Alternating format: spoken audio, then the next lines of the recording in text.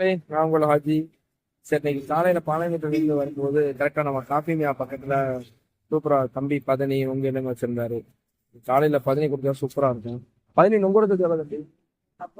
50 GPay இருக்கா? நொங்கு போட்டு 15 சரியா? ஆமா. இது பச்சை கிழங்கா இது? சரி, அவிச்சது இருக்கா? கொண்டு போய் தான் அவிக்கணுமா? கிழங்கு எவ்வளவு?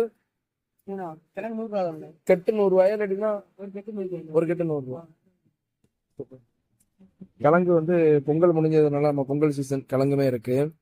நொங்கு வச்சிருக்காங்க சூப்பரா. வந்து பதனியுமே வந்து நல்லா காலைங்கிறதுனால ஃப்ரெஷ்ஷா பதனி இருக்கு.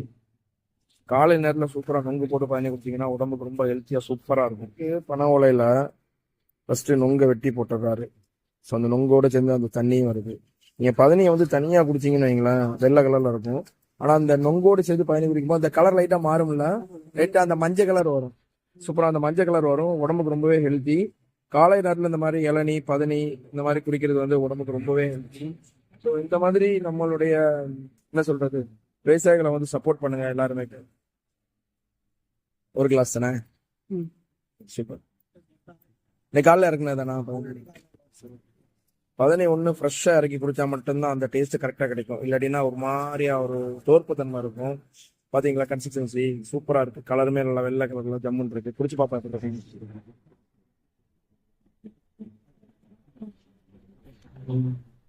நல்லா இருக்கு. வந்து இதுக்கு